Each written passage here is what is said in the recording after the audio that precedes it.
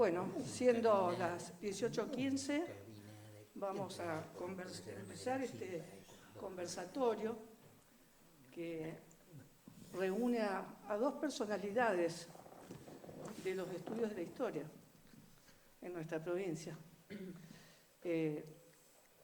Este tema que vamos a trabajar hoy en esta conversación, que van a llevar adelante ellos, que ya voy a presentarlos,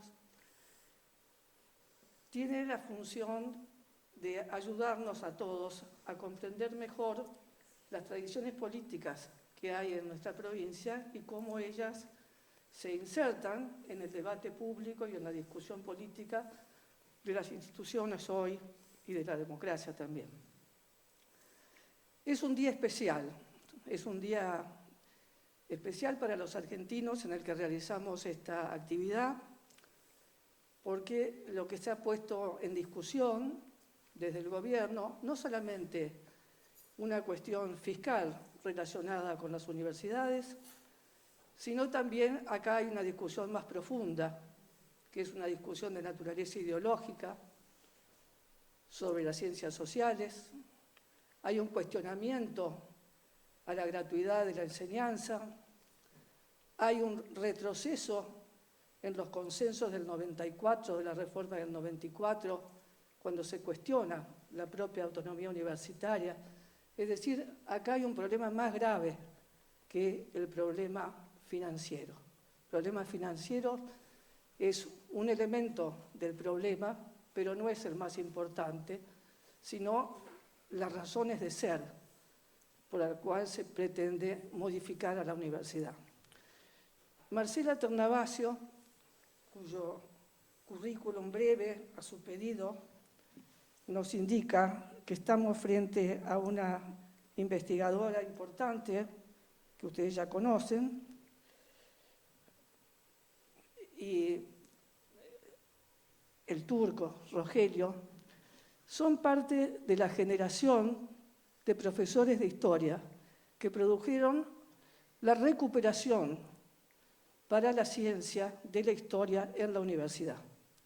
Veníamos de la noche, no solamente de la dictadura, sino del 75 también, cuando se negó la existencia de la ciencia, fundamentalmente de las ciencias sociales, cuando se luchó desde el poder y se destruyeron las carreras de antropología, de sociología, y lamentablemente vuelven a aparecer esos discursos oscurantistas, discursos negadores del valor de las ciencias sociales.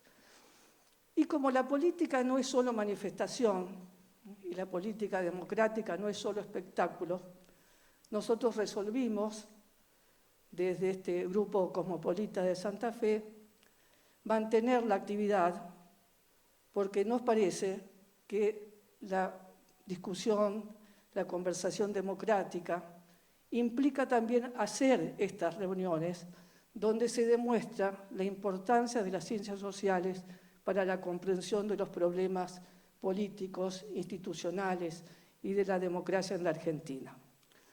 Entonces, Marcela Ternavasio, la profesora Marcela Ternavasio, va a iniciar esta conversación conversando con Rogelio sobre la situación de Santa Fe en la primera mitad del siglo XIX. Y bueno, van a ir yendo entre los dos, después con Rogelio, a culminar ese siglo XIX. Lo que tenemos previsto es que esto sea una conversación entre ellos, pero también con ustedes. Es decir, que se pueden hacer preguntas cuando, digamos, la ocasión lo amerite, sin entrar, digamos, en grandes discursos, para poder aprovechar esta reflexión de estos amigos. Así que, adelante, Marcela.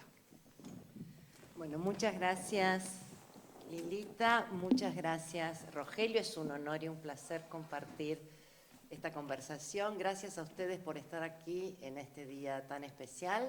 Un éxito de público, Rogelio, en relación a una anécdota que algunos ya les contamos de otra ocasión en la que estuvimos juntos y no había absolutamente nadie, fallas en la comunicación. Fuimos perfectos, cero presencia. Bueno, a ver, yo voy a tratar de plantear algunas cuestiones, algunas de las problemáticas que imperaron en esta primera mitad del siglo XIX, a partir de un enfoque que en principio, en el marco de las renovaciones historiográficas ocurridas en las últimas décadas, en el conocimiento científico, digamos, y un poco en la enseñanza de estos temas en las universidades, en principio tratar de desmontar tres grandes mitos, ¿no? El primero es el mito fundacional de la nación, ¿no? Esta idea teleológica de que la Argentina estaba destinada desde 1810 a ser lo que conocimos varias décadas después, que fue la República Argentina Unificada en 1862, donde el primer presidente de esa República Unificada fue la pluma del gran historiador que construyó efectivamente este mito de colocar en el origen lo que fue un punto de llegada, un tortuoso punto de llegada. La segunda cuestión que querría desmontar es la de los mitos provinciales, encerrados en sí mismos, ¿no? En perspectivas localistas, provincialistas, que vienen muy asociadas también a una visión, en parte revisionista, pero que ha sido muy exitosa y sigue muy extendida, de colocar a los caudillos federales de esta primera mitad del siglo XIX como una suerte de héroes del federalismo. Entonces, bueno, voy a tratar de navegar desmontando estos mitos y tratar de ir viendo cuáles son los problemas que después van a confluir, algunos irresueltos y otros que se terminan de resolver en la segunda mitad del siglo XIX, teniendo en cuenta algo que todos ya sabemos, pero que no está de más recordarlo, que este primer momento sobre el cual voy a hablar, y voy a hablar básicamente en clave política, porque la cuestión, el ritmo de la conflictividad de la primera mitad del siglo XIX es básicamente un ritmo político. Se inventa la actividad política en tanto actividad a partir de la Revolución, pero lo que quiero que tengamos en cuenta es que estamos en un periodo absolutamente experimental, donde se está inventando todo, donde en todo caso nuestro territorio del margen del Imperio Español adopta, pero se apropia selectivamente y va resignificando los dispositivos de organización política entre gobernantes y gobernados que cambian rotundamente la lógica de pensar la obediencia política y que surge, como sabemos, con las revoluciones atlánticas, a saber, la revolución norteamericana, que da la independencia en 1776, la revolución francesa, a la cual le continúan las revoluciones hispánicas, pasando primero por la de Haití,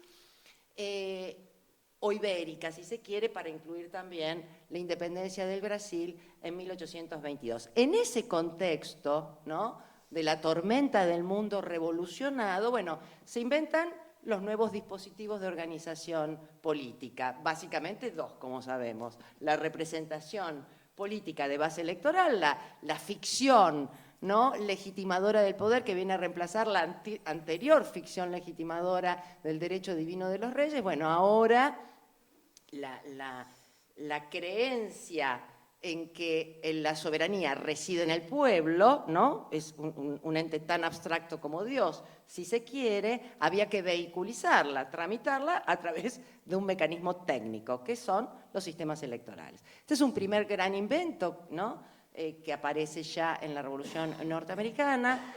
Y el segundo gran invento, más complicado, mucho más complicado, y hasta hoy lo podemos ver, que es el principio de división de poderes. Porque si la soberanía popular va muy rápidamente a aprender en las sociedades que comienzan a celebrar elecciones para designar a los gobernantes, el principio de división de poderes es puro artificio, ¿sí? No ancla en ningún derecho natural o no ancla en el principio del consentimiento. Entonces, la idea de que existen tres poderes y sobre todo la idea de que el poder ejecutivo era distinto y debía distinguirse del poder judicial, esto fue lo que más costó, yo diría, en toda esta primera mitad del siglo XIX. Uno puede decir, hasta hoy sigue siendo un dilema. Entonces, lo que vamos a ver en este primer gran momento experimental, yo diría, son los dilemas por los cuales transitan estos ensayos republicanos, y hay que recordar también que la América hispana fue protagonista del primer gran experimento republicano a escala global, ¿no? En este siglo XIX, en una Europa monárquica, precedida, por supuesto, por el primer gran experimento republicano, que es el de los Estados Unidos de Norteamérica. Entonces, bueno, en este marco de experimento, yo diría, hay tres niveles de disputas en esta primera mitad del siglo XIX, que es la disputa por cuáles son los sujetos de imputación soberana, la nación o los pueblos. Segundo nivel de disputa, los criterios de legitimación del poder. Y el tercero, bueno, es en torno a las formas de gobierno, no solo en clave monárquica o republicana, sino también en clave de las formas de gobierno de las variantes centralistas y de las variantes federales. Bien, ¿cómo se inscribe entonces en este experimento nuestra provincia de Santa Fe a partir del proceso revolucionario? Entonces yo, permíteme, acá doy unos datos. dale, porque acá el que sabe historia de Santa Fe es Rogelio. No es así. Carnavaccio, No la es intrusa así. rosarina. Miente esta mujer. Simplemente para poner la puesta en escena, ¿no es cierto? Para mí Santa Fe hoy en la actualidad tiene 134.000 kilómetros cuadrados. Para 1819, el momento en que se sanciona esta especie de ensayo constitucional con el brigadier López, se reconocen más o menos 12.000 kilómetros cuadrados. Digo, para que tengamos unas proporciones de lo que era esta provincia de Santa Fe para 1819. 12.000 kilómetros cuadrados, y según Félix de Azara, como comentábamos la otra vez, un ensayista capitular de la población, más o menos ascendía a 12.000 habitantes. Para 1852, para Caseros, la ciudad de Santa Fe tiene 6.000 habitantes y la ciudad de Rosario tiene 3.000 habitantes. El Rosario, como le decían en aquel momento. Este es el escenario en donde se van a desarrollar estos actores, estos liderazgos, e incluso estos mitos, que como todo mito alude a los inicios, a los orígenes, digamos, en los cuales ya estaba explicando Marcela. Adelante. Y es muy importante lo que Rogelio está marcando, porque, bueno, obviamente los historiadores, si no contemplamos este primer punto, que es la escala, ¿no? En este caso, la escala espacial, la escala demográfica, un experimento de esta naturaleza en clave política, presupone, por lo tanto, ver cómo opera esta escala, pero con una geografía muy particular, y es la geografía del litoral de los ríos, es decir, esa escasez territorial y esa escasez de población por parte de Santa Fe se contrapone, por otro lado, con el lugar estratégico que ocupaba, ¿no?, en lo que empieza a ser desde el último cuarto del siglo XVIII, la atlantización de la economía hacia el mercado mundial y la salida, obviamente, hacia el Río de la Plata, el puerto de Buenos Aires y, por lo tanto, la vía del comercio atlántico. Un detalle, hay 3 ríos en la provincia de Santa Fe: Carcarañá, el Salado y el Paraná. Lo menciono porque en algún momento el negro Chiaramonte se preguntaba por qué en nuestros mitos y en nuestras fundaciones, así como existió el gaucho y existió el indio, está ausente el hombre de río, cuando en realidad la mayoría de las comunicaciones, sobre todo de transporte, y su consabida proyección cultural se desarrollaba a través del río. ¿Por qué no nos faltó un Mark Twain que escribiera, como Mark Twain escribió sobre el Mississippi, fundara mitos alrededor del Paraná? Eso, Chiaramonte decía, es una ausencia en nuestros mitos acá en la región del litoral. Que fue mi director de tesis doctoral, el negro Chiaramonte. Mira qué director te fuiste a buscar. Bien, entonces, digo, con esta cartografía y con estos datos que acaba de dar Rogelio, bueno, hay una primera periodización que yo querría hacer para pensar a Santa Fe en el contexto interprovincial y en la geopolítica regional y también internacional, que es en tres momentos para esta primera mitad del siglo XIX. Yo diría, un primer momento lo podríamos denominar de ciudad a provincia, que es 1810-1820, luego de creación de una república provincial en la década del 20, 1820-1829, y pongo el 29 porque el ascenso de Juan Manuel de Rosas en provincia de Buenos Aires como gobernador va a ser muy importante para tratar de entender cómo se redefinen las relaciones interprovinciales, y ahí vamos a tener un momento de Santa Fe como república provincial dentro de la Confederación Argentina, ¿no? Hasta, como sabemos, la caída del rosismo y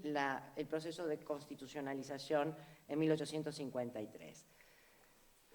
Solamente voy a marcar una agenda de temas que después podemos conversar, porque si me detengo en cada una de ellas es una clase entera y no tiene ningún sentido. En este primer período de 1810 a 1820, en el punto de partida, yo diría, hay que tener en cuenta que desde el punto de vista de la jurisdicción política, bueno, Santa Fe formaba parte de una unidad mayor que era la gobernación-intendencia con capital en Buenos Aires. Es decir, la creación del Virreinato del Río de la Plata, tardío en 1776, con la ordenanza de intendentes al calor de las reformas borbónicas, crea nuevas jurisdicciones y entre ellas las gobernaciones e intendencias. Entonces, Buenos Aires, una ciudad marginal dentro del imperio, no solo va a ser la capital virreinal, sino que va a ser la capital de esta gobernación-intendencia que incluye a todo el litoral. O sea, ahí ya hay una dependencia incómoda por parte de lo que van a ser llamadas las ciudades subalternas o ciudades cabecera de subdelegación, entre las cuales estaba Santa Fe. ¿Cómo opera, por lo tanto, cuando se desata la revolución esta dependencia? Y ahí voy a uno de los puntos que mencioné en la agenda. Digo, bueno, la disputa en torno al sujeto de la soberanía. Lo que la revolución trae, yo diría, son dos niveles de lucha en torno a la soberanía. Uno de carácter vertical, hacia la metrópoli, ¿no? Es decir, esa revolución que a lo largo de estos primeros años se convierte en una revolución de independencia, pone en jaque a la madre patria y pone en jaque, por lo tanto, la dependencia hacia una metrópoli, pone en jaque la situación colonial bajo la cual todas las regiones insurgentes hispanoamericanas van a reclamar frente a España.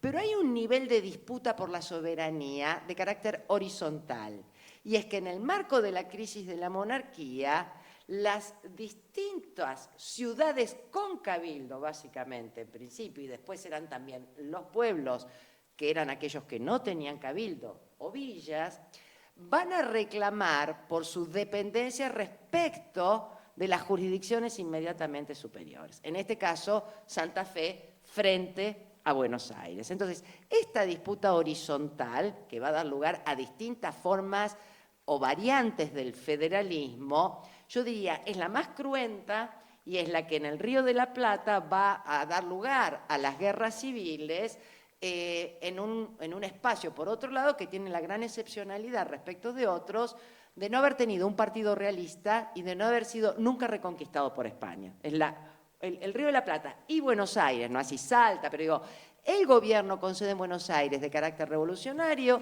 va a tener la gran fortuna de que la expedición, por ejemplo, de Morillo, que vino a reconquistar y que se suponía estaba destinada a Buenos Aires, cambia su rumbo, va a Venezuela y Nueva Granada, y por lo tanto no tener un partido realista en la capital del orden revolucionario y no tener expediciones de reconquistas que hayan llegado, hace que este experimento tenga diferencias respecto del resto de Hispanoamérica en un momento, como intituló Tulio Alperín su libro, estamos en un momento de revolución y guerra. ¿Qué pasa entonces, ¿no?, con Santa Fe en el marco de ese gobierno revolucionario en estos primeros 5 años antes de que se declare la independencia?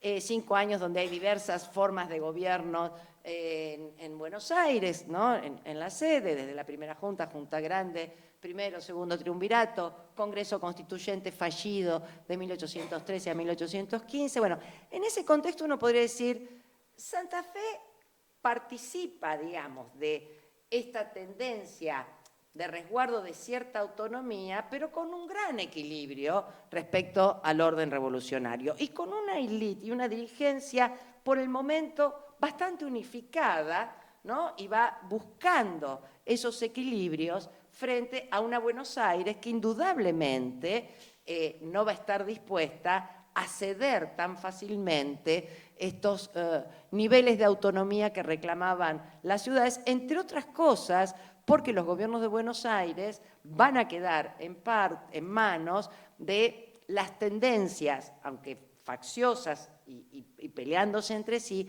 de las tendencias centralistas, digamos. Tanto la Asamblea del año 13 con la Logia Lautaro, la Sociedad Patriótica, el primer directorio, digamos, están convencidos de que la centralización del poder territorial es la única forma de enfrentar, bueno, el momento de revolución y guerra. Ahora bien, ¿por qué hay un quiebre en 1815? Es decir, ¿por qué Santa Fe declara su autonomía, ¿no? Hay un quiebre porque aparece otra alternativa. Y la alternativa, como sabemos, está del otro lado del Río de la Plata, y esa alternativa surge en la banda oriental con el artiguismo y una forma de concebir por parte de José Gervasio Artigas su bandera federal, que no es una bandera federal al modo del federalismo de la Constitución de Filadelfia, es una bandera confederal, es decir, las famosas instrucciones del año 13 que presenta el artiguismo es la de independencia de las distintas jurisdicciones y delegar apenas algunas atribuciones a un poder central, como ocurrió en la experiencia norteamericana entre 1776 hasta que se sanciona la Constitución de Filadelfia de 1787, que establece un Estado federal con una negociación formidable entre la concentración y centralización del poder y ese federalismo que, como dijo Natalio Botana, es una gran invención, es una proeza semántica, ¿no? Redefinir qué era lo federal. Bueno, en ese contexto lo que Artigas está leyendo es la primera traducción al español de una mezcla que le hizo un venezolano, ¿no? García de Sena, y es interesante porque ¿qué traduce de la experiencia norteamericana? No la Constitución de Filadelfia, reproduce y traduce las constituciones estaduales norteamericanas en el momento confederal, los discursos de Washington. Entonces, la idea que este hombre que no salía de purificación, digamos, que no le gustaba habitar Montevideo, que hizo de un movimiento rural y popular, digamos, esta primera versión del federalismo, lo que Artigas ofrece, en este caso al litoral, pero particularmente a Santa Fe, es otra alternativa a Buenos Aires. Y es una alternativa federal, es decir, con esta escasez de población, pero en ese lugar tan estratégico en el cual estaba Santa Fe, esa autonomía en gran parte está estimulada y nutrida por lo que la Liga de los Pueblos Libres, que en el 15 conforma Artigas, le está proporcionando. Y acá es importante, ¿por qué? Porque, bueno, acá viene un quiebre también en las élites santafesinas, ¿no? Quienes están con la alternativa de Buenos Aires, quienes están con la alternativa de Artigas, y yo diría, estos 5 años, de 1815 a 1820, basculan entre la negociación y la afrenta que los ejércitos de Buenos Aires provocan en cada una de sus entradas con sus ejércitos a la ciudad de Santa Fe, y la alternativa de un artiguismo que no era demasiado amable tampoco. Quiero decir, Artigas, a diferencia del gobierno directorial, y después se declara la independencia en Tucumán, sabemos que el litoral, Santa Fe no van a participar porque Artigas decide no participar, Artigas no institucionaliza su poder. Artigas lo que tiene es una relación casi plebiscitaria con cada uno de los pueblos y cabildos. ¿Y qué es lo que plebiscita? Básicamente su poder, ser designado el protector, no tiene ningún límite, ni constitucional ni reglamentario, desde el punto de vista político, y lo que ejerce es un formidable poder de veto sobre cada uno de los socios. Esto es lo que permite entender lo que ocurre después, en 1820, ¿no? Cuando los caudillos federales, Ramírez y Estanislao López ganan en Cepeda y firman el Tratado de Pilar, bueno, ahí dejan afuera Artigas.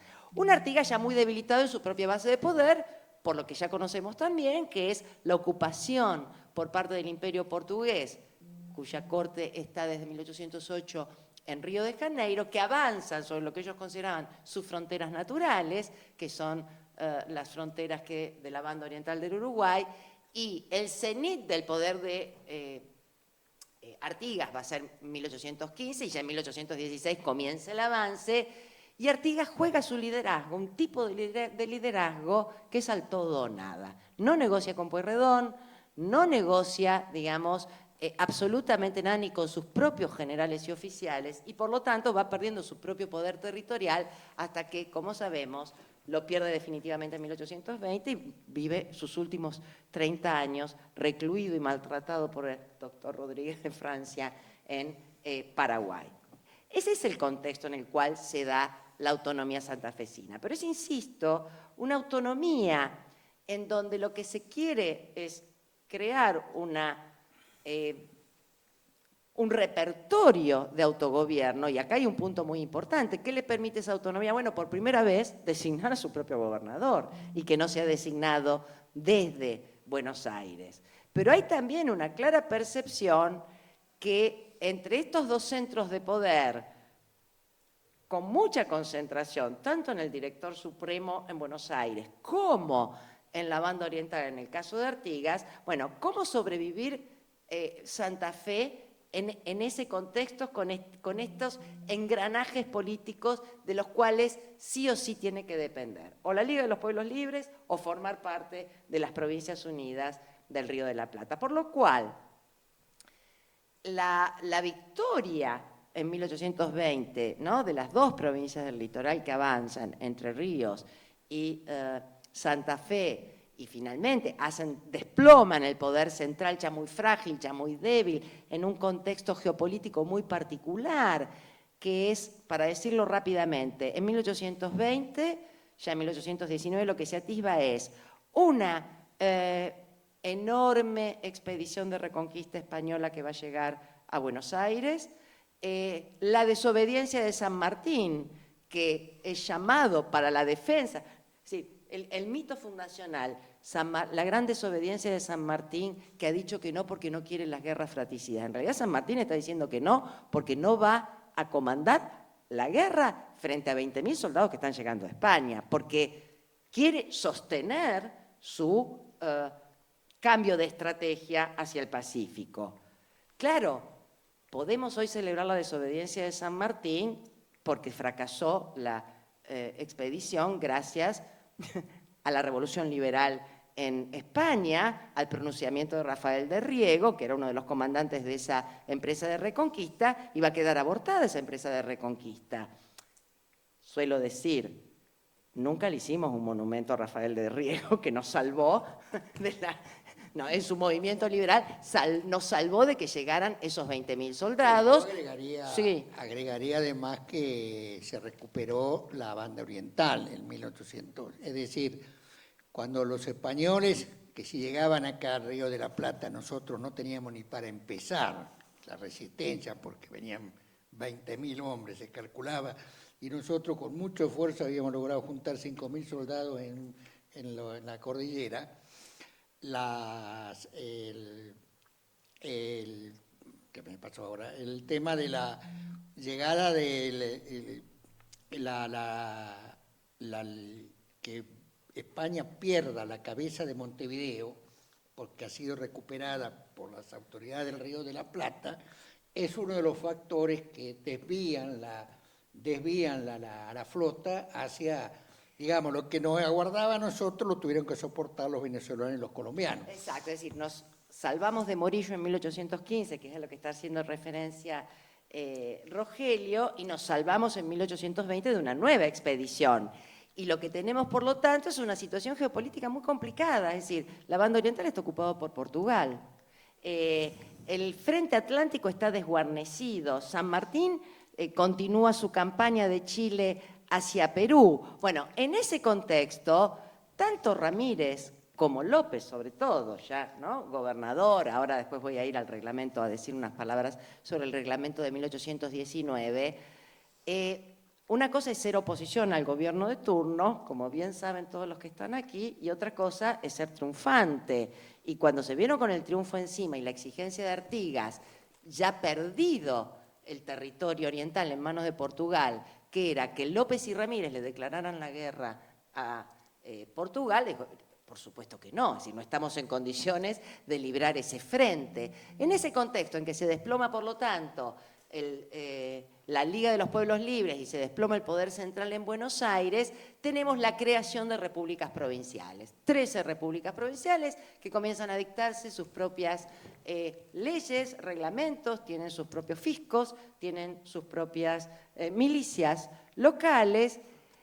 Y lo interesante del caso de Santa Fe es que, como saben también, es el que se adelanta un año antes del desplome del poder central a dictar el primer reglamento, ¿no?, de leyes locales para esta provincia declarada autónoma e independiente. Ya desde el reglamento queda claro que es una autonomía, una independencia que se postula para formar parte de una unidad mayor. Es decir, Santa Fe tiene claro, como el resto de las provincias, excepto Buenos Aires, que no pueden sobrevivir solas, que no hay nación posible sin Buenos Aires, sin su puerto.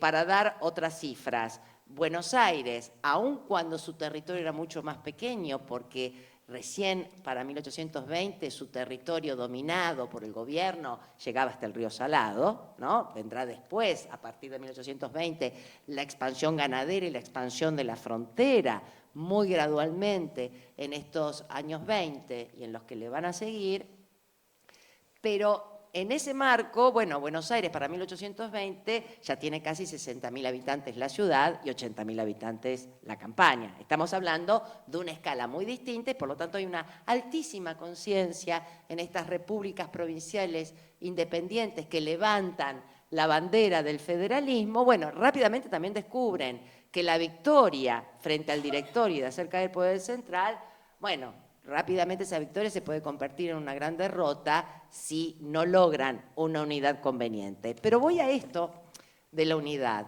¿Por qué es importante el reglamento? El reglamento no se ocupa, no tiene, es decir, es muy artesanal como lo eran en general las primeras ensayos constitucionales provinciales. Lo que básicamente quiere hacer Santa Fe, y van a hacer las siguientes constituciones provinciales, es reafirmar esto que planteé al comienzo, el principio de autogobierno de los pueblos. ¿Frente a qué? Frente a los intentos de congresos constituyentes que, dominados por tendencias más centralistas, quieren colocar como sujeto de imputación soberana la idea de nación única e indivisible, ¿sí? Una noción abstracta que no tiene nada que ver con la idea de nación identitaria, sino como sujeto jurídico. Entonces, exactamente. Entonces, digo, este invento francés de Sieyès, que toma efectivamente, fíjense que la Constitución norteamericana no está hablando de una nación única, es decir, ahí es la soberanía popular, el pueblo. Vuelvo a esta proeza semántica que Natalio Botana dice cuando inventan este federalismo. Bueno, como sabemos, digamos, lo que va a marcar a las distintas tendencias de la Revolución Francesa va a ser precisamente la idea de la centralización del poder. No quiero ser toquevilliana en esto, pero algo de esto hay. Entonces, ¿qué función cumplen estos reglamentos provinciales? La de autoafirmarse como sujetos de soberanía para negociar una futura nación estando blindados por su propia declaración previa de independencia. Es decir, las constituciones fungen como fungieron en la experiencia confederal norteamericana. Es decir, la declaración de la independencia de las 13 colonias devenidas en estados rápidamente son ellas las que inventan las primeras constituciones, son las constituciones estaduales. Con ese blindaje llegan a Filadelfia y con ese blindaje federalistas y antifederalistas negociarán, ¿no?, este sistema tan sofisticado que surge en esta primera constitución escrita, este primer objeto escrito, este libro, ¿no?, de las leyes fundamentales. Entonces, acá se inicia una segunda etapa y acá ya sin duda la figura importante es Estanislao López y cómo Estanislao López logra domesticar a las élites y al poder interno y a las dirigencias, y cómo logra mantener también un equilibrio entre el viejo cabildo y las élites, ¿no? Ocupando ese poder tradicional capitular con la invención de una sala de representantes que, como bien ha marcado Sonia Tedeschi, una gran historiadora de aquí, de Santa Fe, y que ha hecho su tesis sobre Estanislao López, marca muy bien cómo esa junta funcionó, digamos, como un equilibrio y casi como un órgano, más que un órgano legislativo, un órgano consultor, pero al mismo tiempo como órgano elector, porque bueno, más allá de que el reglamento decía elección directa del gobernador, después va a terminar siendo la Junta de Representantes electiva la que designe como asamblea de segundo grado al gobernador, que va a ser reelegido, ¿no? Una y otra vez, la que le otorguen los poderes extraordinarios cuando estos sean solicitados. En fin, digo, acá, digamos, la permanencia de López hasta el momento de su muerte en 1838, va marcando que frente a la ausencia de otro polo de poder, que era la banda oriental del Uruguay, bueno, cómo recostarse sobre Buenos Aires y negociar, ¿no? en el conjunto interprovincial una futura unión. Y ahí lo que tenemos, por lo tanto, los pactos interprovinciales, ¿no? Bueno, Pilar, Venegas, el cuadrilátero, la convocatoria al Congreso Constituyente de 1824-27, la división mucho más nítida ahora entre un proyecto centralista unitario y un proyecto federal que ya no es más confederal, sino que es el federalismo que han mamado los exiliados del directorio, Dorrego, Moreno, en Estados Unidos, y que llegan con un conocimiento mucho más de primera mano sobre el mecanismo, ¿no? No, Manuel Moreno, eso dije, nada más, no, hermano. No Mariano, el hermano. Entonces, en este periodo, digamos, lo que Santa Fe va a ir mostrando precisamente es ir acompañando el ritmo de época, oponerse finalmente a la Constitución centralista que se dicta en el Congreso en 1826, pero ahí comparte el unánime rechazo por parte del conjunto de las provincias a este ensayo constituyente, y ahí lo que tenemos, por lo tanto, es ya el crecimiento de un gobernador de provincia en un contexto confederal de hecho, en donde la relación de Santa Fe y el lugar, digamos, pensemos, es el lugar de paso, ¿no? El río Paraná, tanto para los ejércitos como para las mercancías, la famosa libre navegación de los ríos y el monopolio que Buenos Aires ejerce en términos fiscales. Y esto es lo que nos permite entender al mismo tiempo cómo la emergencia del rosismo y de Juan Manuel de Rosas como un outsider de la política, ¿no? Este gran empresario rural que en un vertiginoso año toma la decisión, ¿no?, de ingresar a la política, en gran parte puede ingresar y ser exitoso porque tiene el apoyo militar de López. Es decir, porque acá Santa Fe ocupa un lugar muy importante al intentar reflotar el fracasado Congreso en Buenos Aires con la Convención de 1828, y ahí la figura de López opera muy bien, de alguien que por otro lado viene de las milicias de frontera, de los blandengues.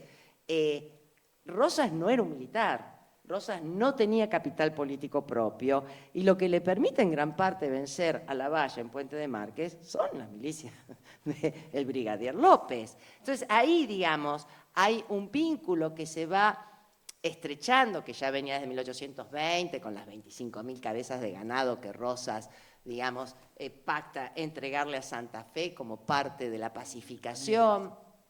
Vanegas. Claro. La estancia Tiburcio-Vanegas. Exactamente. Entonces, digo, acá lo que vamos a ver es una reconfiguración de una Santa Fe y de un gobernador que va construyendo su propio liderazgo, y que cuando se conforma la Liga Unitaria con el general Paz a la cabeza, Rosas establece en Pavón su campamento para hacer la guerra a la Liga Unitaria, pero conscientes de sus debilidades militares, a quien designa al mando es a López.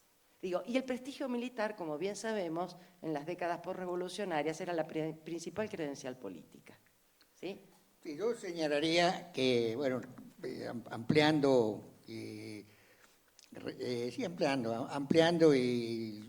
observando algunas cuestiones que dijo Marcela, que para 1820 López y el brigadier López y la provincia de Santa Fe tienen claro una cosa: a Buenos Aires se lo puede derrotar militarmente, pero políticamente y económicamente Buenos Aires es invencible. Con Buenos Aires hay que negociar, es decir, pueden llegar, asustar a las señoras porteñas atando los pingos ahí eso que le gusta a los revisionistas, a esa imagen de que atan los pingos ahí en la recoba de Plaza de Mayo, pero después se tienen que volver a sus regiones porque, bueno, Buenos Aires es Buenos Aires.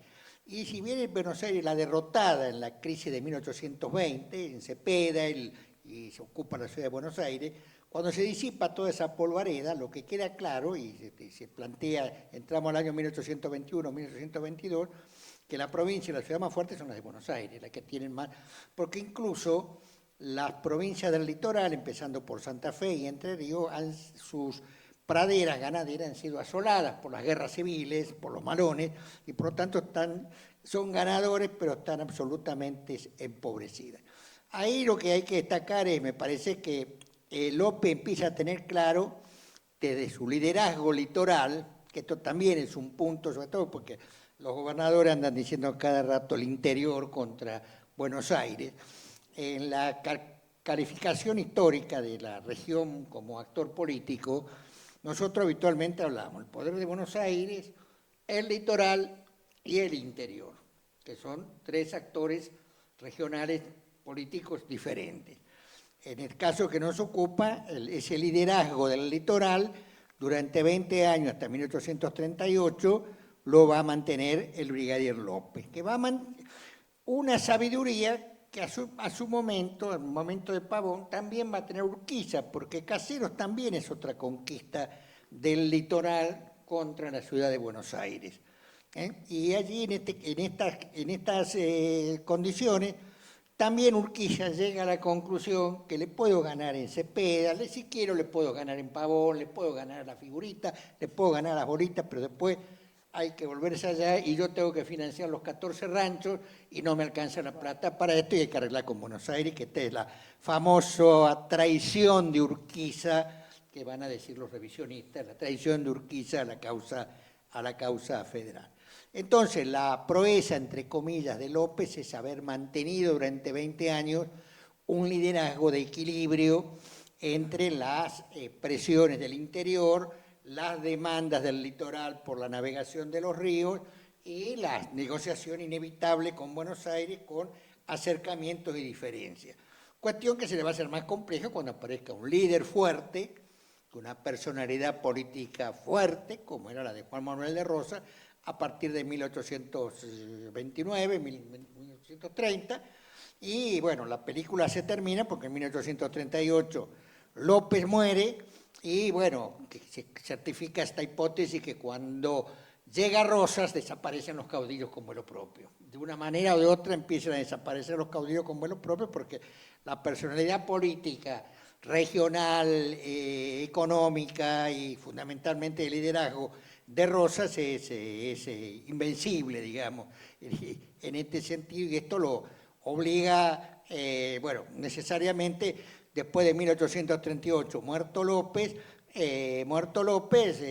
Cuyen es fusilado por Rosas y queda después un gobernador que es un hombre de Buenos Aires, santafesino, pero en realidad es un hombre de Buenos Aires, hasta Casero más o menos, que ahí es donde termina esta película, y en las cuales Santa Fe, después de muerto Rosas, pierde la condición de aliado privilegiado de Buenos Aires, privilegio que después va a ir ganando unas décadas más adelante Entre Ríos a través del liderazgo de Urquiza.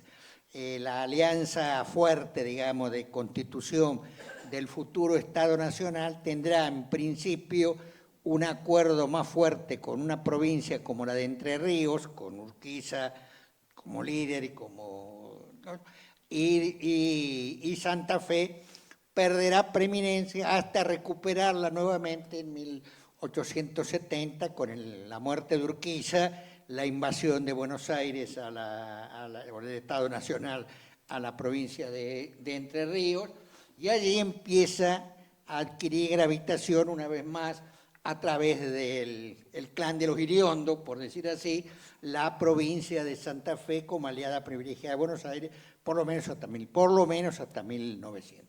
Quise hacer así un pantallazo de larga... Perfecto, yo agregaría eso, y para no extendernos más y poder dar lugar... Pasar a la segunda parte. ¿Eh? Y pasar a la segunda parte. Exacto, no, simplemente dar tres detalles, tres momentos de esa relación entre Santa Fe y el rosismo.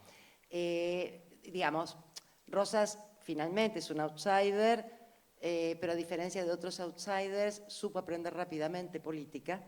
Entonces va a manejarse, yo diría, a través de tres grandes mecanismos: la persuasión, la intimidación y la coerción. La degollina. Entonces, la coerción la va a utilizar en última instancia y cuando ya esté muy consolidado en el poder. Pero comienza con la persuasión. Y como sabemos, el Pacto Federal de 1831, que empieza como una liga ofensiva-defensiva contra la Liga Unitaria, cae la Liga Unitaria y se convierte en una suerte de engranaje institucional, donde, como también sabemos, establece una comisión representativa con sede en Santa Fe para manejar las relaciones exteriores y para convocar a un Congreso Constituyente. En ese marco, con un López empoderado, yo diría, ¿no? La comisión representativa está en Santa Fe y por lo tanto será desde Santa Fe donde se convoca el Congreso Constituyente. Ahí las famosas cartas entre don Juan Manuel de Rosas, Facundo Quiroga, que como sabemos no tenía buenos vínculos, competía, ¿no?, por los liderazgos regionales con López, le adelanta a Rosas cuál es su plan, que es el de no constituir el país y de abolir la Comisión Representativa Santafesina para que las relaciones exteriores se deleguen directamente en el gobernador de Buenos Aires y dejar en suspenso que duró hasta la caída del rosismo, el llamado un Congreso Constituyente. Entonces dice, esto es lo que le voy a decir a López en la reunión que vamos a tener en Rosario, 1831. Lo que es formidable es leer la carta que le envía López después de esa reunión en Rosario a Facundo Quiroga, furioso. Es decir, no puedo creer lo que don Juan Manuel de Rosas me está diciendo, que deje sin efecto la comisión representativa, es decir, está buscando un apoyo en Facundo para efectivamente oponerse a la movida, a la estrategia de Rosas. Bueno, el final es conocido. Facundo le manda esa carta de López a don Juan Manuel de Rosas para ponerlo en conocimiento de lo que su amigo santafesino está diciendo. Segundo, o sea, acá lo que tenemos es una persuasión bastante particular. Intimidación. Bueno, la primera intimidación con la que se maneja Rosas con Santa Fe principalmente, pero con el resto de las provincias, con déficits fiscales endémicos, es hacer, obviamente, sin constitución alguna, la coparticipación a la criolla, es decir, mandar subsidios discrecionales a los gobernadores aliados a cambio de lealtad. Y eso es lo que hace con Santa Fe. El fisco santafesino, en gran parte, y esto lo mostró Chiaramonte con Sonia Tedeschi, con trabajos muy minuciosos en los archivos de la fiscalidad santafesina y bonaerense, bueno, de cómo mantener la lealtad de López frente, ¿no?, a esa fragilidad fiscal endémica. Perdón, un dato. El presupuesto en 1819 de Santa Fe era de 5.000 pesos, de los cuales 2.800 era el sueldo para el gobernador. Esta era la escala de la provincia en 1819. Exacto. Sí, las entradas fiscales de Buenos Aires por la aduana del puerto superaba la suma de los fiscos de las 12 repúblicas provinciales restantes, en mucho superado. Y hay otro dato que me parece que es importante, de la cual López tiene bastante participación, que la Liga Unitaria, llamada Liga Unitaria del Manco Paz, la ciudad de Buenos Aires agradecida, una de las principales avenidas de la ciudad de Buenos Aires se llama la General Paz, ¿no? Sin embargo, otros historiadores han establecido ahí otra hipótesis, que si bien se llamó la Liga Unitaria y era supuestamente un enfrentamiento contra el pensamiento de los caudillos federales y sobre todo de Rosas, está claro que también lo de Paz era una representación de las provincias. Y ahí se trabaja la hipótesis de un desencuentro histórico, digamos, porque finalmente López, Paz y Facundo Quiroga, en relación al puerto de Buenos Aires, la aduana y todo, más o menos defendían lo mismo. Y sin embargo, no pudieron, esos intereses no pudieron coincidir. Y Rosas, que era un político muy habilidoso, muy perspicaz, supo trabajar muy bien esas diferencias y esos desencuentros para concentrar su poder. Tal cual. Y, digamos, en la intimidación, además de la billetera, utilizaba, digamos, mensajes elípticos. Facundo Quiroga es asesinado en Barranca Yaco, sospechas de que su contrincante López podía ser cómplice de los Reinafé, a quienes se los acusaba, gobernando en Córdoba. Fundada, entonces, ahí la manera de intimidarlo a López es obligarlo a jugar fuerte, ¿no? Como muestra la correspondencia, para echar a los Reinafé de Córdoba y hacer el juicio histórico. Y elípticamente no estás libre de culpa y cargo, Estanislao. Jugá conmigo, porque acá, entonces, digamos, son formas de la intimidación que usaba Rosas. La coerción no llega a usarla con López, sabemos, sino que la va a utilizar con Cuyen, que a la muerte lo van a nombrar gobernador, y luego con su hermano, a quien apoya, ¿no? Juan Pablo. Con Juan Pablo, para desalojar del poder a Cuyen y a lo que la sala estaba definiendo, y es, digamos, quien va a dictar, ahora sí, la Constitución de 1841, mucho más moderna, más liberal que el reglamento del 19 que había dictado su hermano, que no va a entrar en vigencia, precisamente porque nuevamente aquí la coerción, las sospechas de tener alianzas con los unitarios y una Constitución que no le gustó nada como repertorio ejemplar a don Juan Manuel de Rosas. Entonces ya lo que tenemos es, después, como bien dijo, y con esto cierro, Rogelio, la sumisión de Santa Fe al orden rosista hasta finalmente la caída en la batalla de Caseros de don Juan Manuel de Rosas y que termina con su prolongado exilio. Y le doy ahora sí. No, seguimos porque, digamos, hay un quiebre histórico, que es la batalla de Caseros, que habitualmente los textos escolares lo presentan, lo comentaba la otra vez, y a partir de ahí viene la organización nacional, se decía en todos los textos escolares, como si fuera medio siglo así, muy tranquilo, muy pacífico, muy armonioso, y precisamente de ese título, Organización Nacional, va a ser Tulio el que va a decir, son los 30 años de discordias, es decir, entre 1850 y 1880 o 1890, este territorio que se está llamando la República Argentina va a tener arriba de 40 levantamientos armados, continuarán las guerras civiles, nos incorporaremos en una guerra internacional que será la más prolongada y más costosa de nuestra historia, que paradójicamente beneficiará a la provincia de Santa Fe y particularmente a Rosario, que es la guerra del Paraguay entre 1865 y 1870, otro factor que forma parte de la crisis post-Casero, que es la separación de Buenos Aires de la Confederación, que provoca precisamente que Rosario, como puerto único existente de la Confederación, empiece a adquirir una presencia, más o menos decían que en 1850 entraban 300 barcos al puerto Rosario y para 1870 están entrando 1.800 barcos al puerto de Rosario. ¿Sí? Estos son los saltos que se producen. Es decir, los años de 1852 a 1900, por llamarlo así, son años de discordias, son años de tumultos, son años de levantamientos armados, pero también son años donde este principio, orden y progreso intenta realizarse con todos estos costos en un país y en un mundo donde se están reacomodando las nuevas formas de división de trabajo internacional y en donde de alguna manera el principio de Alberdi de gobernar es poblar y de que es necesario que la Argentina se modernice incorporando capitales extranjeros, incorporando inmigrantes, va a tener un impacto fuerte y privilegiado en la provincia de Santa Fe.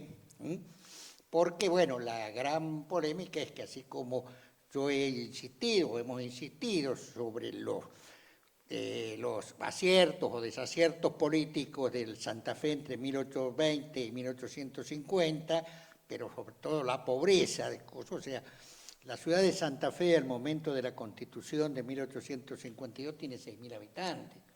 No hay hoteles, los pobres constituyentes paran en casa de familia o paran en una alfajorería, una planta alta, tiene eso, y eso la provincia de Santa Fe, la ciudad de Santa Fe en 1852 con un Rosario que tiene 3.000 habitantes. Y sin embargo, cuando lleguemos a 1900 vamos a tener una provincia de más o menos 180.000 habitantes, con una ciudad de Rosario que ya triplica en población a la ciudad de Santa Fe, cuando en 1852 tenía 3.000 habitantes y Santa Fe tenía 6.000, y hay un actor constitutivo en la provincia de Santa Fe muy original que hace posible y realidad el principio de Alberdi de gobernar es poblar, que no está librado a la espontaneidad de la llegada de los inmigrantes exclusivamente, sino a la constitución de las colonias agrícolas. Es decir, el boom agrícola, el boom de las colonias, al punto que, bueno, se llegan a constituir alrededor de 360 colonias para 1895. Hay una población que se ha desparramado por todo el territorio. Ya para 1895 Santa Fe tiene un 80% del territorio ocupado y hay una organización política que ha cumplido rigurosamente con los principios del liberalismo político establecido por los hombres por Alberdi, Mitre y Sarmiento, digamos. El analfabetismo que en el 1869 llegaba al 80%, ahora está reducido al 40%. Hay 7 u 8 diarios en la provincia, medio hay ferrocarriles, hay caminos, y hay una movilidad social ascendente muy marcada, con esta presencia extranjera de inmigrantes italianos que coinciden con la élite tradicional, que cada uno a su manera lo que quiere es enriquecerse. Enriquecer sería la consigna. La élite tradicional en su estilo y los inmigrantes en su estilo. Vinieron para hacer plata y parte de esos objetivos los están logrando. Decía que, hay una frase que Alperindongui lo decía, dice, en realidad lo que se cumple es el principio de Mitre. Sabemos la discusión de Alberdi y Sarmiento respecto de la educación, respecto de los instrumentos que eran necesarios recurrir desde el Estado para poder hacer posible nuevas formas de consenso, nuevas formas de civilización. Pero esto lo dijo una butad habituales de Tulio, que dice, Mitre tenía el principio claro, que después lo va a repetir Duhalde sin saber que lo había citado Mitre. Estamos condenados al éxito. Es decir, dejemos que las fuerzas de la economía, de nuestros recursos naturales, de nuestras de la lucidez de nuestra élite dirigente, bueno, estas cosas se desarrollan plenamente, que las cosas nos tienen que ir bien. Las cosas tienen que ir bien. La riqueza viene desde la agricultura y las pezuñas de las vacas. Aunque, como va a decir Oroño, en su momento, que va a dar una singularidad a Santa Fe, él va a señalar que el arado civiliza y el lazo embrutece, como para tratar de insistir en las colonias agrícolas, que acá en el centro de la provincia de Santa Fe serán propietarios, en el sur de la provincia serán mayoritariamente arrendatarios, conviviendo con terratenientes, muchos de ellos familias de Buenos Aires, como los Alvear, los Bernardo de Irigoyen, que eran algunas de las familias terratenientes que tenían campos acá en el sur de Buenos Aires, y un norte más tradicional, que se va a ir ajustando de otra manera y en otros términos. Y una costa que tenía una gravitación, una presencia, simplemente porque muchas de esas estancias y estanzuelas provenían de antes de la Revolución de Mayo, provenían más de la tradición colonial.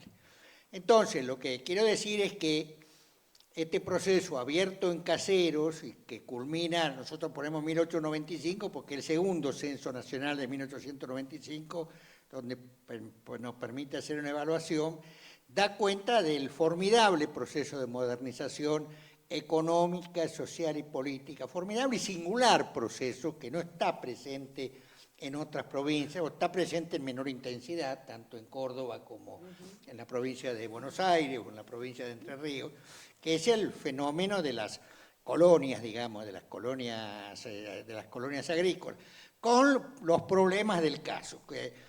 Creo que también Alperín, uno inevitablemente lo cita Alperín, ¿no? Él dijo todo lo que había que decir, ¿no? Alperín dice que cuando Sarmiento va a Estados Unidos, una de las cosas que le gusta a Estados Unidos, dice, es observar que la disputa, las luchas políticas en los pueblos, en los condados, en lugar de ser un factor de atraso, de división, eran un factor de progreso. Y un Sarmiento formado en las discordias y en los tumultos de la provincia de San Juan, de las provincias de Cuyo, eso era lo que le agradaba, y que además después lo va a ver en la ciudad de Buenos Aires cuando regresa, después de Caseros, se va a vivir a Buenos Aires. Legislaturas, debates, diarios, peleas, refriegas cotidianas. Bueno, algo parecido pasa en Santa Fe. Hay entre 1852 y 1870 hay 7 levantamientos armados, hay 7 revoluciones armadas. Hay peleas entre colonos, hay peleas entre colonos y la élite tradicional, hay peleas y están el permanente asedio del bandidaje rural y de los malones, que son un problema muy serio, sobre todo entre los años 60 y 80, son un problema muy, muy serio para precisamente este proceso de modernización fundado en la propiedad privada, en el desarrollo de una economía capitalista. Bueno, la amenaza del indio, que le permitió en algún momento a Alessandro Latorre decir, como buen rosarino, que pasando Barrancas, y esto ya en 1900, pasando Barrancas ya se escucha el alarido del salvaje, decía Alessandro de la Torre, ¿no? Cosa que a Luciano Molina no le debe haber causado mucha gracia, para su propia clientela electoral, ¿no? Pero bueno, lo que quería destacar es este proceso que Ezequiel Gallo le dio también el fundamento histórico académico, claro, que en su conocido libro La Pampa Gringa, digamos, ¿no? La Pampa Gringa. Ustedes, creo que lo dije, ¿no? A ver, 5 departamentos de la Santa Fe de aquellos años tenían más habitantes italianos que argentinos. 5 departamentos de los 19 que tenemos que contamos en la provincia. Digo, para que vean la gravitación de esto.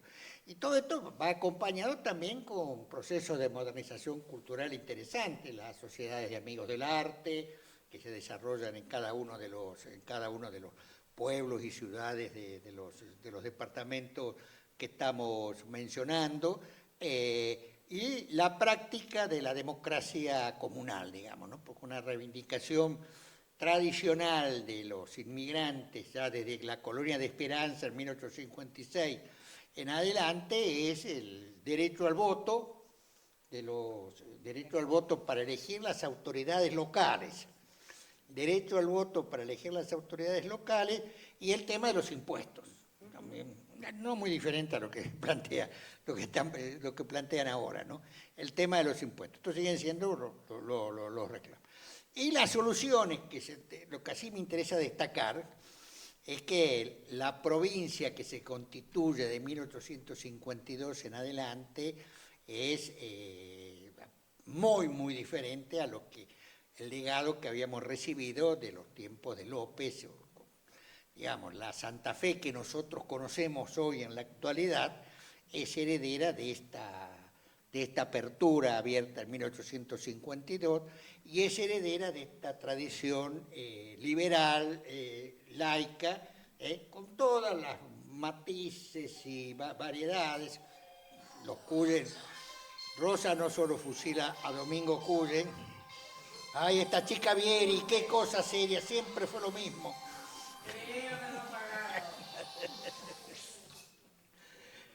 Está bien. No, digo que así como Domingo Cullen fue fusilado por Rosas, Patricio Cullen, otro de los gobernadores de Santa Fe, es degollado o es ejecutado, según dicen, por Simón de Iriondo, por el clan de la familia Iriondo, que también conspiró para el derrocamiento de Oroño, lo cual no les impidió después la alianza con Buenos Aires. Simón de Iriondo es uno de los primeros santafesinos que ocupa un ministerio nacional con Avellaneda, el otro va a ser después su hijo, Manuel de Iriondo, que también va a ocupar un ministerio nacional, con uno de los gobiernos nacionales. Santa Fe, ya decíamos, después de 1870, es la aliada privilegiada en el tema de la Liga de Gobernadores de ese momento, y ahí en ese proceso de modernización política, la clave liberal da lugares para diferentes estrategias, diferentes matices, más conservadores, más tradicionales. Lo que comentábamos hoy, que queda claro que las aperturas hacia las colonias, la democracia de las comunas, de las intendencias, no excluían que los cargos de gobernador se los reservara la élite tradicional, es decir, todos los apellidos que nosotros vamos a ver del 52 en adelante en la provincia de Santa Fe, desde los Crespo, los Iriondo, los Galvez, los Candiotti, acá tenemos Mariano Candiotti dando vuelta, con aspiraciones parecidas, estuvieron, digamos, mantuvieron el control. Tal vez no sea casualidad que precisamente en 1912, con la sanción de la ley Sempeña, sea Santa Fe la primer provincia donde el radicalismo, como el partido ya no de la República posible de Alberdi, sino de la República verdadera que había abrido Alberdi, sea el primer lugar donde el radicalismo gana, con la candidatura de Manuel Menchaca. Y mencionaría además el tema de también que la Constitución provincial, que ya en el siglo XX insinúa los ítems más avanzados en materia institucional o más progresista, es la Constitución que se celebra en la provincia de Santa Fe de 1921. Pantallazo. Señora Marcela, el micrófono es tuyo. No, gracias. Pantallazo maravilloso. Ahora le doy Le Yo- dejamos la palabra a la pobre Lilia que está... No, para nada. Simplemente Para agradecer. nada pobre, además para nada pobre. Ustedes han, Vos no la conocés, ¿no? han, No, para darle la palabra al público. yo les pediría, es decir, como primera cuestión, antes de ir al público y que vaya manifestándose, hacer una brevísima síntesis de cuáles son los legados que ustedes consideran más importantes de esa tradición del siglo XIX para los conflictos que tenemos hoy en día, ¿no? Uno es el tema federal, que sigue siendo uno de los grandes problemas porque parece que nos cuesta ponernos de acuerdo en lo que quiere decir. Y por supuesto esas tradiciones que tienen que ver con esto que tiene que ver con la manifestación de hoy, ¿no? Que tiene que ver con el reconocimiento de la soberanía, que tiene de popular, es decir, el pluralismo, es decir, ese pluralismo también religioso que tiene la provincia de Santa Fe a partir del tema de la colonización. Bueno, un poco eso, no mucho tiempo.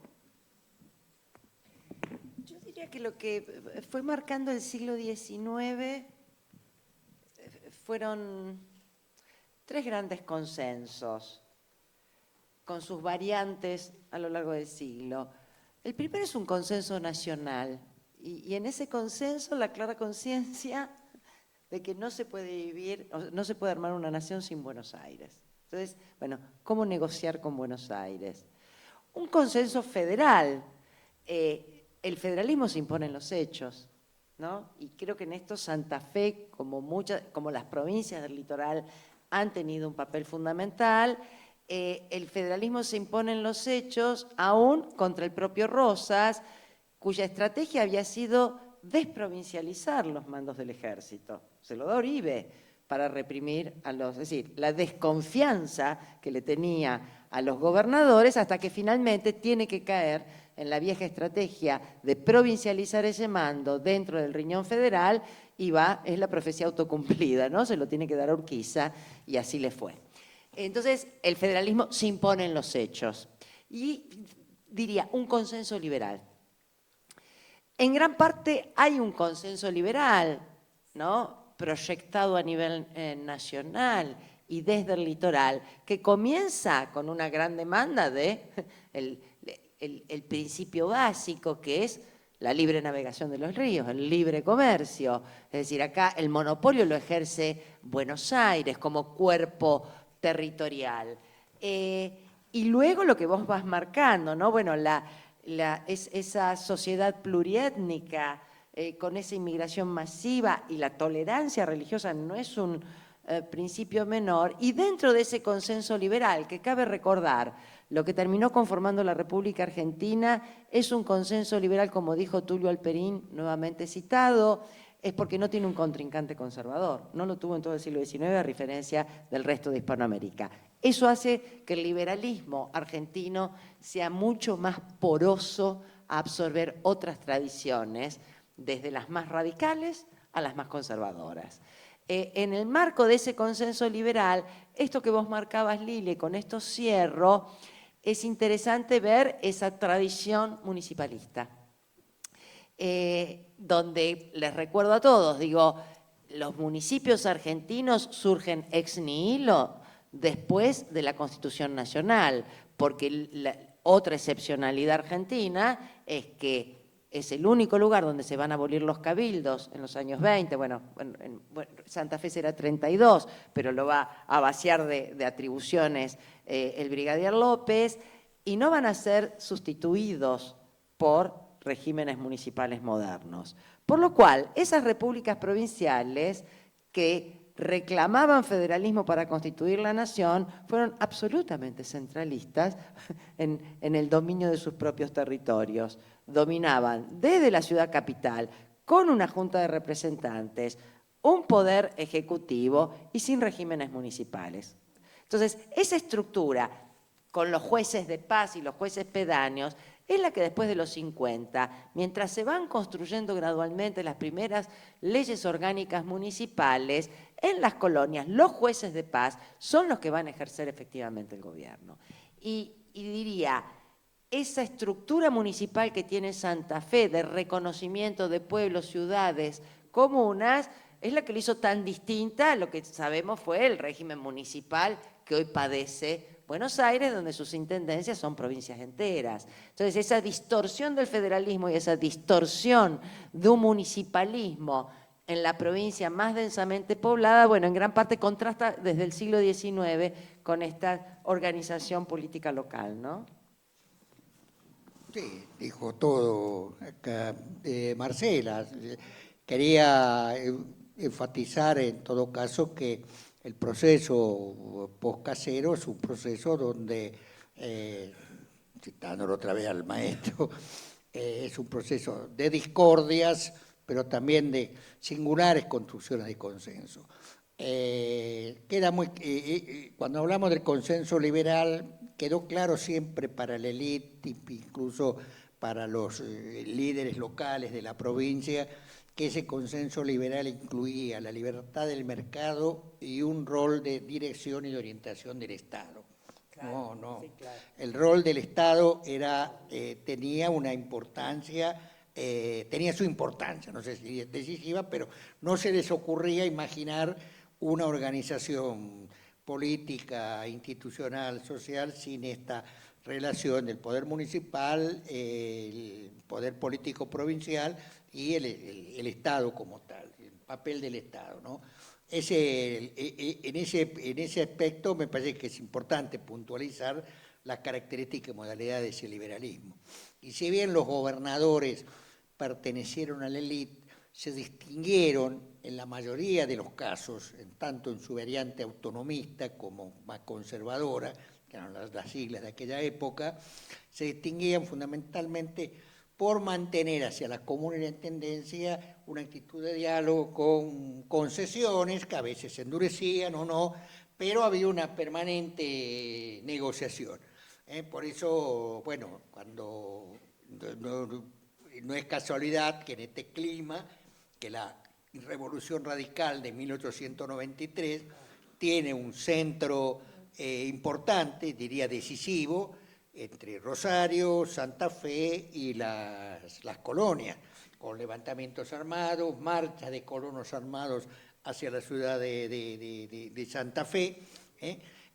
Bueno, y todo esto tenía que ver con el tema de una sociedad civil construida con una red de instituciones y de participación, no pues una participación asamblearia, sino participación como praxis social, digamos, en la formación de una sociedad moderna, que es la sociedad que emerge en el siglo XX en la Argentina. Esto me parece que es importante destacarlo. Señalaría, simplemente por mi afición literaria, que hay una novela que después se llevó al cine, que relata algunos de los episodios de las refriegas de aquellos años, que se llama La Casa de los Cuervos, que está escrita por un personaje que a muchos de nosotros no nos resulta simpático, pero que fue un autor muy, que subiría, Hugo Guast, digamos, que se refiere a la Revolución Armada de Patricio Cullen de 1877, fue un libro que se vendió como pan caliente en los años 20 y además se hicieron 2 películas que cosecharon tanto público como ahora cosecha Franchella, digamos, en las cosas, ¿no? Es decir, que Santa Fe tiene una singularidad que me parece que hay que destacarla y que sería bueno, lo digo con la mejor buena fe de alguien a quien he votado y lo he votado y todo, que nuestro gobernador, que suele recurrir a apelaciones históricas sobre la invencible y sobre esto, tenga presente estos rasgos de la característica de la provincia de Santa Fe e incluso su propia relación con Buenos Aires, que nunca ni López ni nadie vivieron la contradicción de las provincias contra la ciudad de Buenos Aires, que las cosas fueron más complejas, por más que algunas consignas a veces sean más centradoras que las sesudas revisiones históricas que hacemos nosotros. ¿Sí? Bueno, a partir de acá abrimos el juego a quienes están acá presentes para comentarios, preguntas. ¿Marcelo? Sí, Marcelo la García. verdad que felicito a los expositores y ha despertado cientos de preguntas que voy a tratar de ordenarlas en muchos años. Primero, hay una gran diferenciación en el tratamiento con otras corrientes historiográficas o modos de acercarse al análisis y a la interpretación histórica. Y esto no es menor, porque esto subyace en el debate político argentino. Nadie dice que está discutiendo historia, pero las categorías que se aplican son sin duda categorías históricas.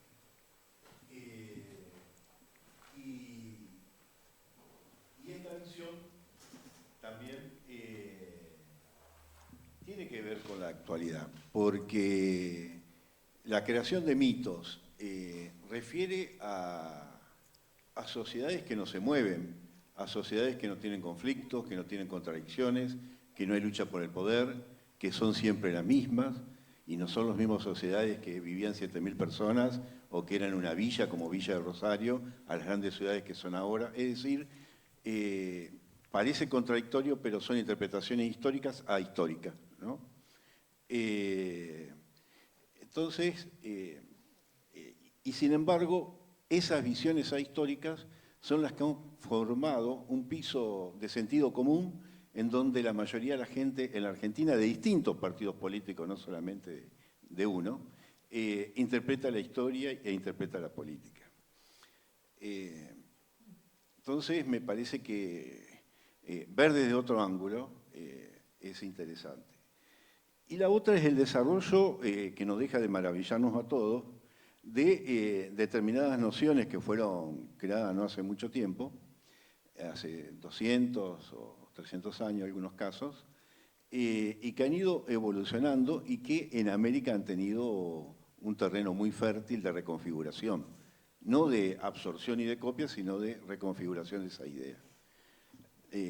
La idea rusoniana de la democracia, de la soberanía popular, de la mayoría absoluta, que fue reformulada, bueno, por Tocqueville, por supuesto, en decir la democracia no es un gobierno de mayorías, es un gobierno de minorías, ¿no? Y el papel de la justicia como un tercer poder que limita a los otros poderes, la aparición con fuerza del poder legislativo, bueno, modernamente las teorías de control, y esta que también parte del poder absoluto, que es el federalismo, es decir, ya la democracia no es el gobierno de las mayorías, sino que es el gobierno de las minorías y de distintas instituciones que van también en contra de la concentración del poder. Y hay una... entonces, bueno, esto es muy rico en Santa Fe. La otra que es interesante ver también en la historia de Santa Fe, más que nada en la historia de las provincias del litoral, es estos personajes que van construyendo el Estado argentino, que son la élite de esas provincias, pero que conservan grados de autonomía también con respecto a su propia clase, o a su propio sector, o a su propio grupo, ¿no? Es decir, establecen un Estado del cual se sirven y se aprovechan para construir sus posiciones de poder, pero a su vez establecen una autolimitación en donde hay una autonomía del poder del Estado con respecto a los mismos actores que los construyen. Entonces me parece que esta es interesante en los grupos de notables y de esa democracia de notables de ese siglo. Y la otra, cuando se rompe el consenso en el mundo, no solamente en Argentina.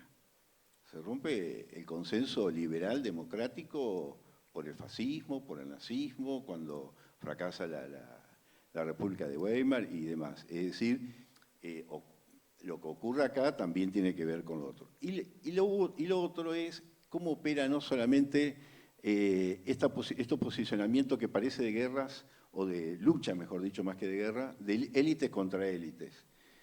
Hay una sociedad que va modificándose. Y ya no es la lucha de élites contra élites. La modernización produce fábricas, frigoríficos, sociedades de masa, la educación pública produce una cultura determinada, la reforma universitaria tiene un impacto tremendo, es decir, la modernización en la Argentina y en estas provincias pone a otros actores a jugar sobre las mismas nociones, sobre las mismas ideas, pero modifica esa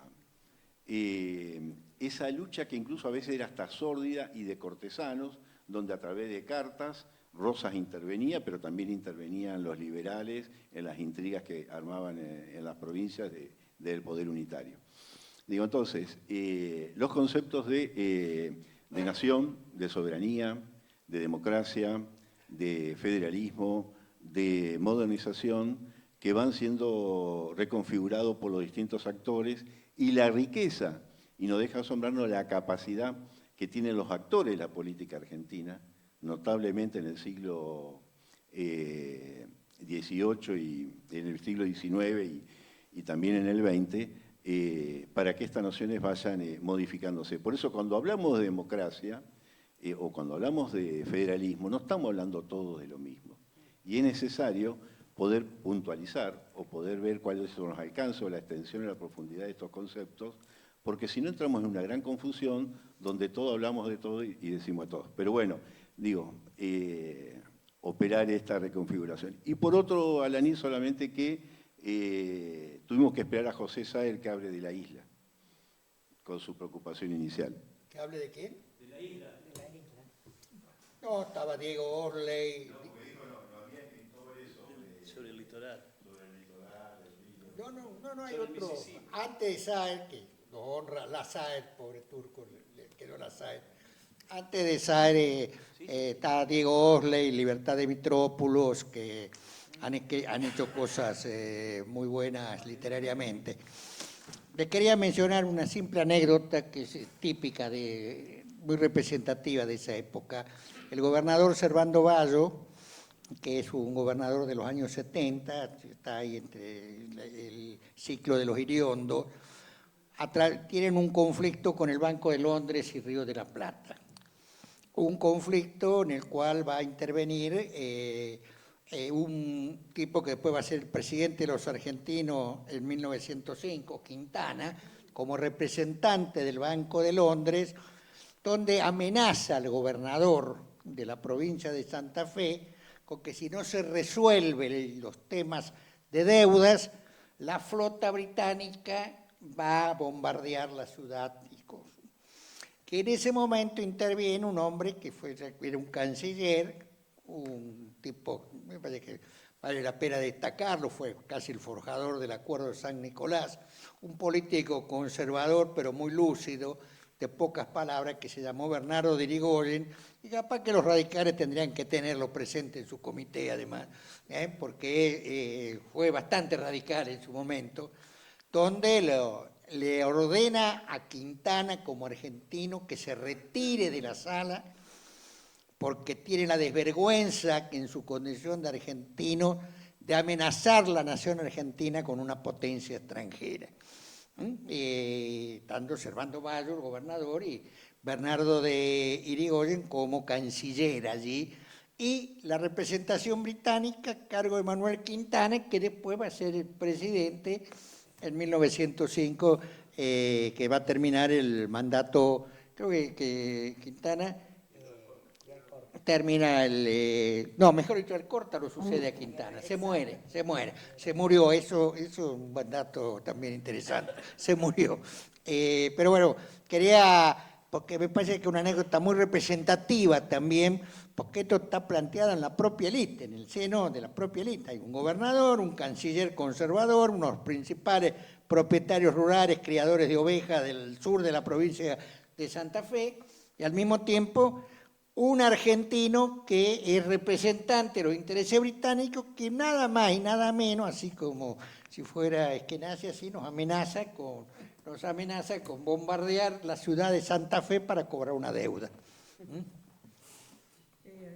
Doctor Mariano Candiotti.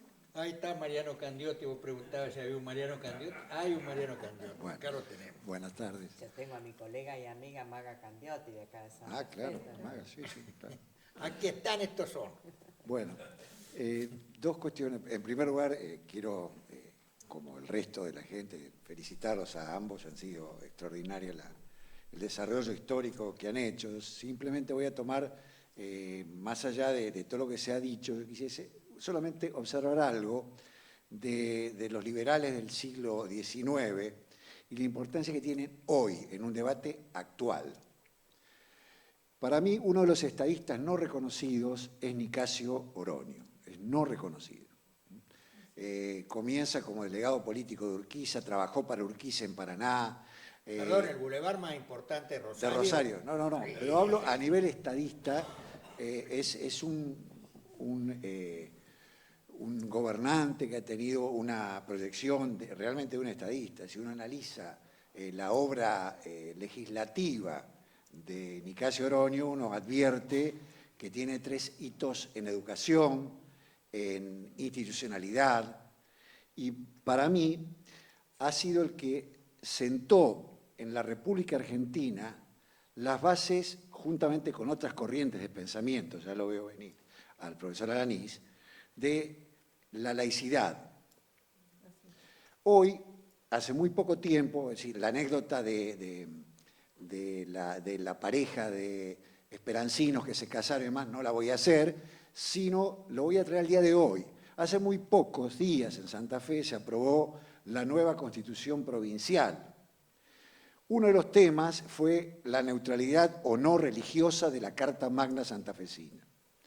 El cuerpo de obispos de la provincia hizo llegar un documento al respecto y en el debate parlamentario, por lo que he escuchado, se trató el tema de el Estado laico o el laicismo, que son 2 conceptos totalmente diferentes. El Estado laico es el Estado que permite, que hace el juego de permitir otros credos. Y el laicismo combate, es la posición de un credo. Rememora a la discusión de la laico libre. Es un planteo que tiene más de 50 años en nuestro país. Pero reitero, yo creo que Nicasio Oroño fue el que sentó a nivel latinoamericano las bases de la laicidad y de que un Estado debe desprenderse, como muy bien se ha manifestado, ¿dónde está el poder? El poder está en la representación y los representantes del Estado.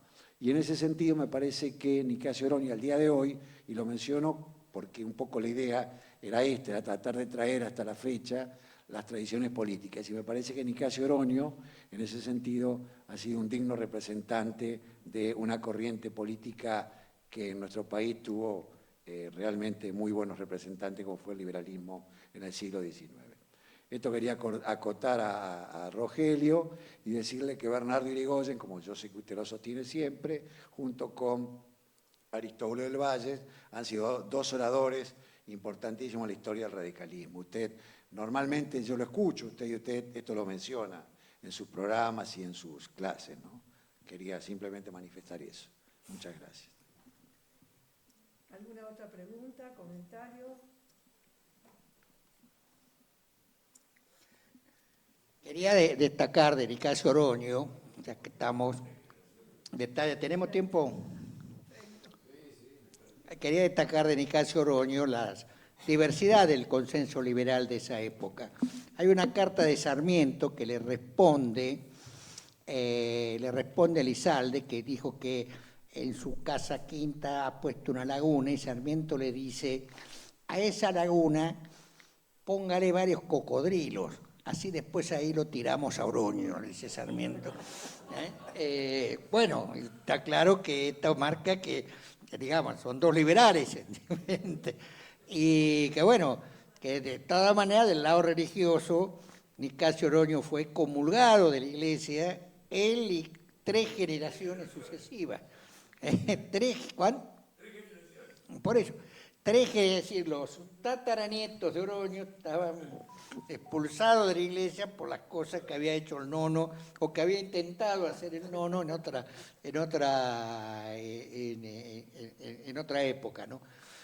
Y una anécdota personal con Sarmiento, él estuvo acá en 1880 83, cuando murió Simón de Iriondo. Vino por el gobierno nacional, a pesar de estar peleado con Roca, Roca lo trataba de control, de más o menos, sí, porque era difícil el Sarmiento.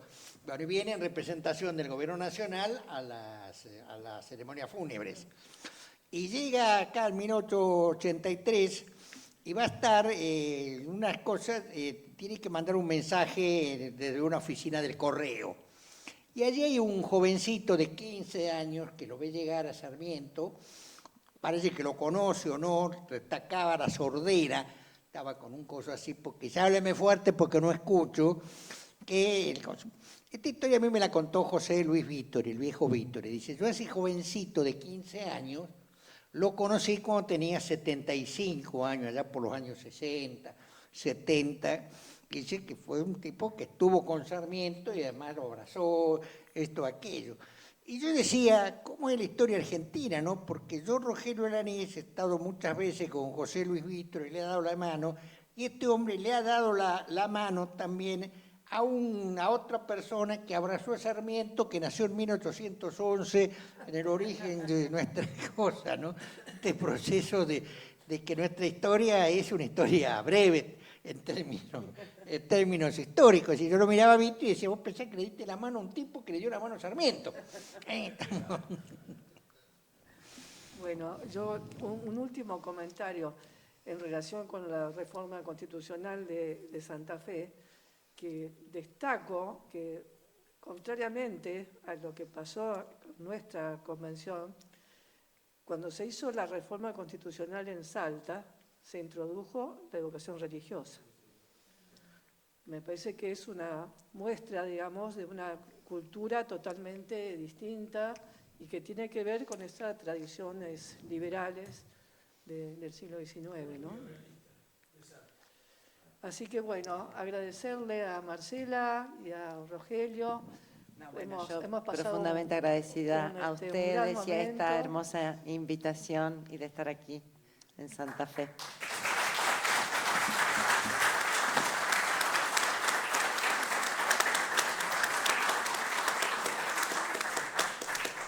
Bueno, y avisarles a todos los que están acá que vamos a tener nuestra próxima actividad en el mes de octubre, el 22 de octubre, con uno de estos temas que nos preocupan siempre tanto a los santafesinos, sobre todo a partir de lo que fue la tremenda experiencia de la inundación del 2003.